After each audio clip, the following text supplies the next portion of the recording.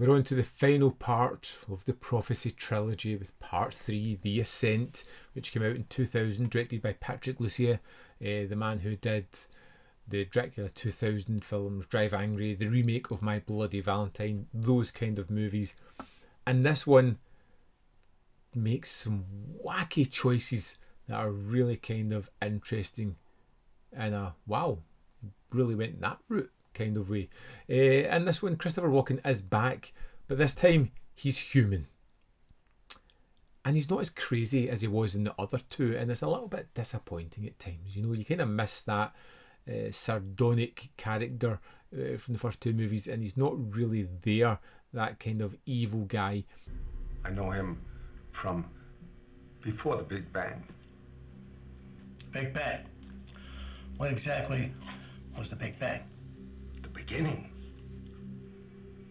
So we get someone else as the kind of bad guy in this. It's a long-haired, black-eyed demon that's hunting down the spawn of Jennifer Beal, the main kind of catalyst of the first movie, of the second movie, is back this time around as a young man who has grown up rather quickly. Again, you get that trope of his mother, the main character of part 2, being instantly decimated and taken out at the start of this one. We've got the good angel, we've got the bad demon. They're going to fight off against each other. They're going to try and turn the spawn of this human and angel to their side. And you're going to have Christopher Walken kind of making his way through the world, being not as awesome as he was in the first two. What's it like to wake up as dead meat with the buzzards circling? I did enjoy The Prophecy. I enjoyed it because it just seems to be wacky. It goes in such strange directions and takes some funny turns, and everything just seems to be wrapped up a little bit. And I like the fact that it's ramped up. I like the fact that it's got Brad Dourif in here as someone who's killing for something. He doesn't know what. He thinks it's a divine power that's encouraging him to take out religious people, and he's dutifully doing about that kind of business. It has kind of fun moments and characters like that. I did what you told me. The blasphemer is dead.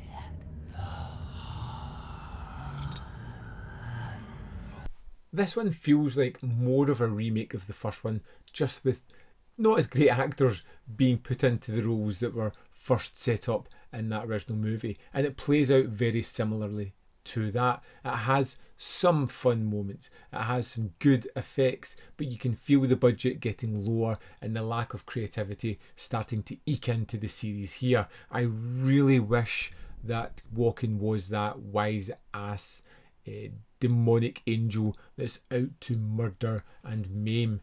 We don't quite get it this time. And although we do have a bad guy of sorts, he's kind of bland. But then the good guy is kind of bland. But the young kid though, the angel human hybrid, he's kind of bland as well. And it just has nothing that really pops. No characters that jump out of it. You get Brad Dourif here, who's acting way above everybody else in the film. You get Christopher Walken, who's almost sleepwalking through this film, but somehow it still manages to be entertaining. Before you were born, I tried to rip you. from your mama's womb, I failed. The sword of heaven could not still this tiny mortal heart. How come? Still manages to be fun, still manages to keep that pace up that keeps the story moving forward, not allowing you to sit and realise some of the ridiculous silliness that we have just witnessed. The Prophecy 3, The Ascent, of which there is no ascent in this one at all, rounds out the trilogy in a kind of fun way. We start off with number 1 with a little bit of a silly premise, and by the time we get to part 3, we are full on goofy in this one. And I kind of appreciate the nonsensical approach, how it's kind of taking that story, the budget's limited, but we're just going to ramp up the stupidity because that will cover all the cracks we have in our stories. I like those kind of movies. I had fun with it. It was as good as the second one for me, and yeah, I would like to have seen more continued on with the prophecy to see further adventures of walking and how he dealt with his predicament now. Great to have these in 4K. Fun films to sit down and watch. I can see myself sitting down and watching this trilogy again a year down the line because it was interesting, although it's not great, one of the best ever. It's entertaining. More than anything, it is an entertaining series. But I want to know your thoughts now. So let me know in the comment box below what you thought of The Prophecy 3. Was it great?